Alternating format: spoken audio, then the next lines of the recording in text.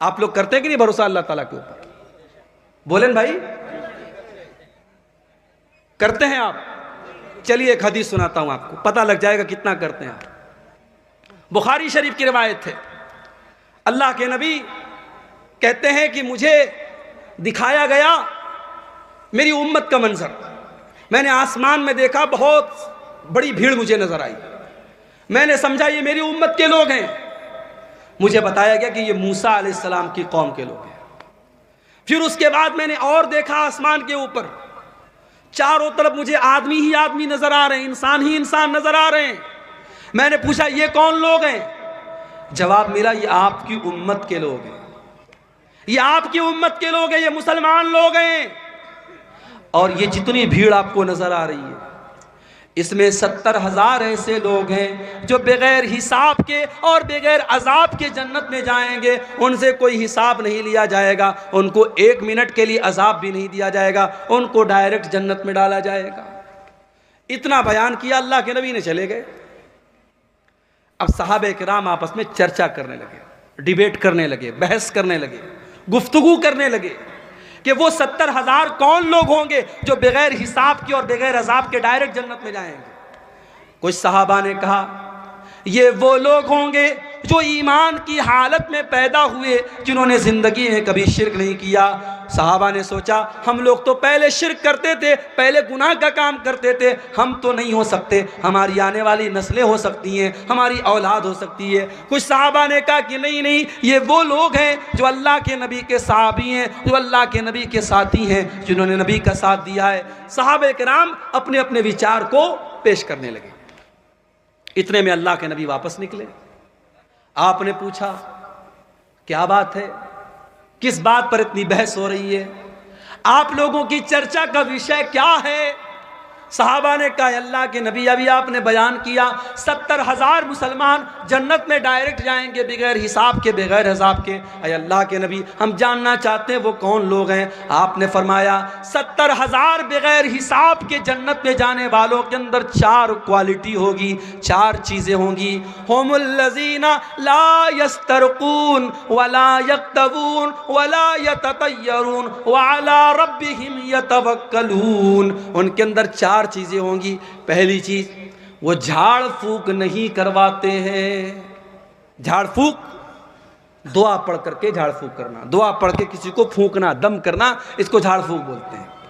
اب جھاڑ پھونک 2 طرح کا ہوتا ہے، ایک صحیح ایک غلط۔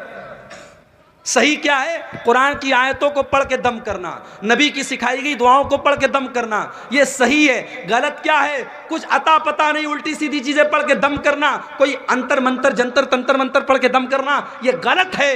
اور آج بہت سارے ڈھونگی لوگ ہیں مارکیٹ کے اندر، بچے کو نظر لگئی، ہمارے گاؤں کی عورتیں جاتی ہیں، پتہ ہے اس انسان کے پاس کوئی نالج نہیں ہے، کوئی علم نہیں ہے، ڈھونگی ایک نمبر کا ہے، ناٹک باز ایک نمبر کا ہے، بچے کو لے کے جاتی ہے پر کر کے وہ دم کر دیتا ہے، اور یہ سمجھتی ہے صاحب میرا بچہ ٹھیک ہو گیا، اور اس بابا کی عقیدت ان کے دل میں اتر جاتی ہے۔ یاد رکھو میرے بھائی، دم کرنا اور جھاڑ پھونک کرنا اگر قرآن سے ہو رہا ہے اور نبی کی دعاؤں سے ہو رہا ہے تب تو جائز ہے، اور اگر حرام چیزوں سے ہو رہا ہے تو ناجائز ہے۔ اور جو 70,000 لوگ بغیر حساب کے جنت میں جائیں گے ان کی پہچان یہ ہوگی کہ وہ جھاڑ پھونک کرواتے ہی نہیں ہوں گے۔ کیا مطلب؟ مطلب یہ کہ وہ خود سیکھتے ہوں گے۔ ایک ہوتا ہے کہ آپ ڈاکٹر کے پاس جا کے علاج کرواتے ہیں، اور ایک یہ ہوتا ہے کہ آپ خود علاج کرنا سیکھ لیتے ہیں۔ آپ نبی کی دعاؤں کو سیکھ لیجئے، آپ قرآن کی آیتوں کو سیکھ لیجئے۔ بچے کو نظر لگ جائے، بچہ بیمار ہو جائے، بڑا سمپل طریقہ آپ کو بتا رہا ہوں، کچھ نہیں کرنا ہے، سورہ فاتحہ پڑھ کے دم کر دو، 7 بار سورہ فاتحہ پڑھ لو۔ علامہ ابن تیمیہ نے لکھا ہے، علامہ ابن قیم نے لکھا ہے کہ سورہ فاتحہ کے اندر بہت ساری بیماریوں سے شفا ہے۔ 7 مرتبہ سورہ فاتحہ آپ نے پڑھ دیا، اور سورہ فلق اور سورہ ناس، قل اعوذ برب الفلق اور قل اعوذ برب الناس، یہ پڑھ کے آپ دم کر دیجئے۔ اسی طریقے سے اللہ کے نبی نے ایک دعا سکھائی، اعیذک بکلمات اللہ التامہ من کل شیطان وہامہ ومن کل عین لامہ۔ اے میرے بچے میں تجھ کو اللہ کی پناہ میں دے رہا ہوں ہر شیطان سے، ہر مصیبت سے اور ہر بری نظر سے۔ یہ دعا پڑھ کے دم کر دو، بچے کو کوئی نظر نہیں لگے گی، نظر لگی ہوگی تو بچہ ٹھیک ہو جائے گا۔ اب آج کے دور میں چونکہ فاسٹ فوڈ کا زمانہ ہے، ہر انسان کو ریڈی میڈ چیزیں چاہیے، تو ہم کیا کرتے ہیں؟ ہم دعاؤں کو سیکھتے نہیں ہیں، ہم مولوی صاحب سے جا کے دم کرواتے ہیں۔ اللہ کے نبی نے فرمایا اگر بغیر حساب کے جنت میں جانا ہے تو جھاڑ پھونک کروانا مت سیکھو، کرنا سیکھو۔ بچہ بیمار ہے، بیوی بیمار ہے، بیٹی بیمار ہے، خود پڑھ کے دم کر لو، دوسرے سے کرانے کی نوبت نہ آئے۔ یہ پہلی پہچان ہے۔ اور دوسری پہچان ولا یکتمون، اور اپنے بدن کو دغواتے نہیں ہیں۔ پہلے کے دور میں علاج کا ایک طریقہ تھا کہ جہاں زخم ہوتا تھا وہاں پہ آگ سے اس کو داغ دیتے تھے، آگ کے ذریعے اس کو داغ کر کے علاج کرتے تھے۔ جائز ہے مگر بہتر نہیں ہے۔ اللہ کے نبی نے کہا 70,000 جو بغیر حساب کے جنت میں جائیں گے وہ اپنے بدن کو دغواتے نہیں ہیں۔ ولا یتطیرون، اور وہ کسی چیز سے بدشگونی نہیں لیتے، کسی چیز کو منحوس نہیں سمجھتے۔ جیسے بعض لوگ کیا ہوتے ہیں 3 تاریخ کو شادی نہیں کرتے، 13 تاریخ کو شادی نہیں کرتے، 23 تاریخ کو شادی نہیں کرتے، بعض لوگ محرم میں شادی نہیں کرتے، بعض لوگ گاڑی چلا رہے ہیں سامنے سے بلی گزر گئی تو بریک مار دیتے ہیں، نہیں صاحب بلی نے راستہ کاٹ دیا۔ تو یہ ساری چیزیں بدشگونی ہیں، اور اسلام کے اندر بدشگونی حرام ہے میرے پیارے ساتھیوں۔ اسلام کے اندر کوئی بھی چیز، کوئی بھی جگہ، کوئی بھی انسان سے شگون لینا، برا شگون لینا یہ جائز نہیں ہے۔ اللہ کے وہ 70,000 بندے جو بغیر حساب کے جنت میں جائیں گے وہ کسی چیز سے بدشگونی نہیں لیتے۔ وَعَلَىٰ رَبِّهِمْ يَتَوَكَّلُونَ، وہ 70,000 لوگ اللہ تعالیٰ کے اوپر بھروسہ کرتے ہیں، اللہ کے اوپر وشواس کرتے ہیں، اللہ کے اوپر یقین رکھتے ہیں۔ تو یہ 4 چیزیں اگر ہم اپنے اندر پیدا کر لیں تو ہم ان خوش نصیب لوگوں میں شامل ہو سکتے ہیں جن کو بغیر حساب کے اللہ تعالیٰ جنت میں داخل کرے گا۔ تو اللہ کو توکل کرنے والے، اللہ کے اوپر بھروسہ کرنے والے لوگ بہت پسند ہے۔ اور یہاں ایک بات میں اور بتا دوں، آپ بیمار ہو گئے، آپ بیمار ہو گئے، اب آپ کے پاس 2 راستہ ہے۔ ایک راستہ یہ ہے کہ آپ ڈاکٹر کے پاس جائیں، علاج کروائیں، اور ایک راستہ ہے صاحب ہم ڈاکٹر کے یہاں نہیں جائیں گے، ہم علاج نہیں کروائیں گے، ہمیں بیماری اللہ دیتا ہے، اللہ ہی ٹھیک کرے گا۔ اگر یہ سوچ کر کے آپ ڈاکٹر کے یہاں نہیں جاتے ہیں تو یہ توکل نہیں ہے، یہ غلط ہے، یہ حرام ہے۔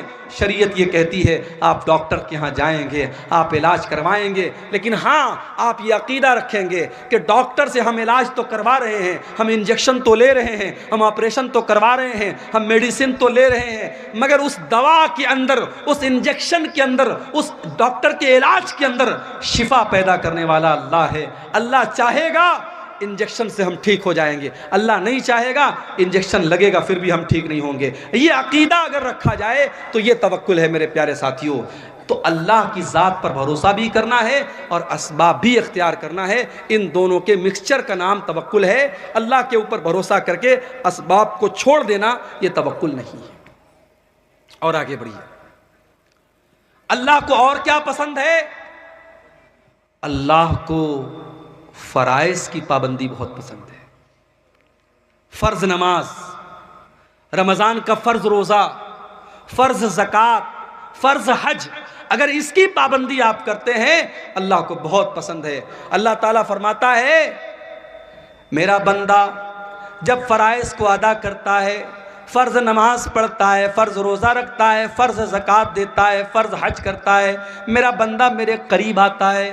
اس کے بعد جب میرا بندہ نوافل کا اہتمام کرنے لگتا ہے، نفل روزہ رکھنے لگتا ہے، نفل نمازیں پڑھنے لگتا ہے، نفل عبادتیں کرنے لگتا ہے، میرا بندہ میرے اور زیادہ قریب آنے لگتا ہے، یہاں تک کہ میں اپنے بندے سے محبت کرنے لگتا ہوں۔ اور جب میں اپنے بندے سے محبت کرنے لگتا ہوں میں اپنے بندے کا کان بن جاتا ہوں جس سے وہ سنتا ہے، میں اپنے بندے کی آنکھیں بن جاتا ہوں جس سے وہ دیکھتا ہے، اور میں اپنے بندے کا ہاتھ بن جاتا ہوں جس سے وہ پکڑتا ہے، اور میں اپنے بندے کا پیر بن جاتا ہوں جس سے وہ چلتا ہے۔ کیا مطلب؟ آنکھ بن جاتا ہوں، کان بن جاتا ہوں۔ اس کا مطلب یہ ہوا کہ جب آپ فرائض کی پابندی کریں گے، نوافل کی پابندی کریں گے، اللہ آپ کے کانوں کی حفاظت کرے گا، اللہ آپ کی آنکھوں کی حفاظت کرے گا، اللہ آپ کے ہاتھوں کی حفاظت کرے گا، اللہ آپ کے پیروں کی حفاظت کرے گا۔ آپ کان سے کوئی غلط بات نہیں سنیں گے، آپ آنکھوں سے کوئی غلط بات نہیں دیکھیں گے، آپ ہاتھوں سے کسی غلط بات کو ٹچ نہیں کریں گے، آپ پیروں سے کسی غلط چیز کی طرف چل کے نہیں جائیں گے۔ جب اللہ محبت کرتا ہے اللہ آپ کی حفاظت کرتا ہے، آپ کے باڈی اور آپ کے شریر کی اللہ تعالیٰ حفاظت کرتا ہے اور گناہوں سے آپ کو بچاتا ہے۔ ایک اور چیز ہے جو اللہ کو بہت پسند ہے، اللہ کے نبی کے پاس ایک صحابی آتے ہیں، اے اللہ کے نبی آپ سے ایک سوال پوچھنا چاہتا ہوں، مجھے کوئی ایسا عمل بتا دیجئے جو اگر میں وہ عمل کر لوں تو میں جنت میں چلا جاؤں۔ او لوگو، تم بھی اپنے مولویوں سے مسئلہ پوچھتے ہو، الٹی سیدھی چیزیں پوچھتے ہو، الٹے سیدھے سوالات پوچھتے ہو۔ ابھی آج واٹس ایپ پر ایک لڑکی کا میسج آیا، ایک عورت کا میسج آیا، مولوی صاحب میں ایک لڑکے سے پیار کرتی ہوں، لڑکا مجھ سے جان چھڑانا چاہتا ہے، لڑکا مجھ سے پیچھا چھڑانا چاہتا ہے، لیکن میں اسی لڑکے سے شادی کرنا چاہتی ہوں، کوئی دعا بتا دیجئے، کوئی وظیفہ بتا دیجئے تاکہ وہ لڑکا میرا ہو جائے۔ میں نے کہا یا اللہ یہ مصیبت ہے، میں نے فوراً اس کو بلاک مارا۔ یہ آج کے دور میں ہو رہا ہے۔ لوگ میرے پاس سوال کرتے ہیں، شیخ صاحب میں ایک لڑکی سے بہت محبت کرتا ہوں، اس کا باپ تیار نہیں ہو رہا ہے، تو شیخ صاحب کوئی دوا بتا دیجئے کہ باپ راضی ہو جائے۔ بھائی سیدھی سی بات ہے، اگر آپ کو کوئی رشتہ پسند ہے، کسی لڑکی کے بارے میں آپ نے سنا وہ لڑکی نیک ہے، اچھی ہے، دیندار ہے، خوبصورت ہے، رشتے کا پیغام بھیجو۔ لڑکی کے ماں باپ تیار ہیں، اچھی بات ہے، تیار نہیں ہے تو کام ختم۔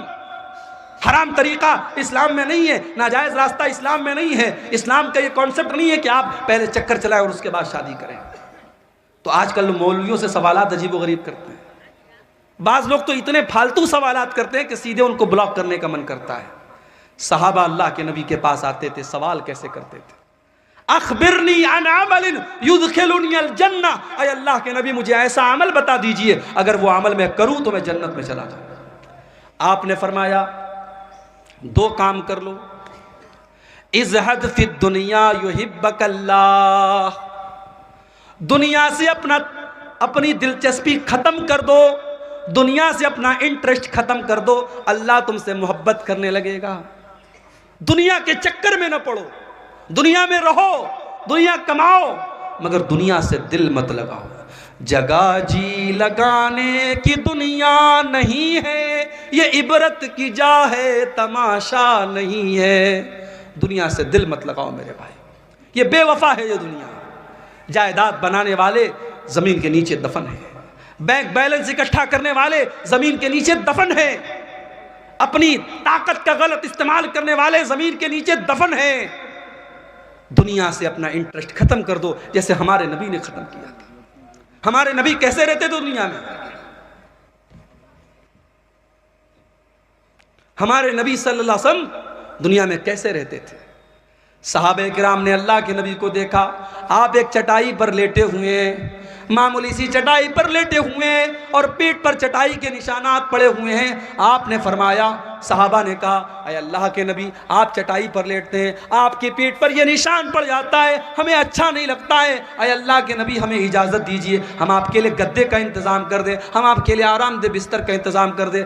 آپ نے فرمایا نہیں نہیں اے میرے صحابہ، مالی وللدنیا، میرا دنیا سے کیا لینا دینا ہے، ما انا الا کراکب استظل تحت شجرۃ، ارے میں تو ایک مسافر کی طرح ہوں۔ ایک مسافر جب سفر پہ نکلتا ہے کسی پیڑ کے نیچے آرام کرنے کے لیے لیٹ جاتا ہے، تھوڑی دیر آرام کرتا ہے، پھر اپنی منزل کی طرف چلا جاتا ہے۔ یہ دنیا میری وقتی آرام گاہ ہے، یہ دنیا میری منزل نہیں ہے، میری منزل اللہ کی آخرت ہے، میری منزل جنت ہے۔ آپ لوگوں کی منزل کیا ہے؟ بولیے، جنت پانا ہے نہیں پانا ہے؟ یہ اتنا بڑا پروگرام ہوا، یہ آپ کو جنت میں لے کے جانے کے لیے انتظام کیا گیا۔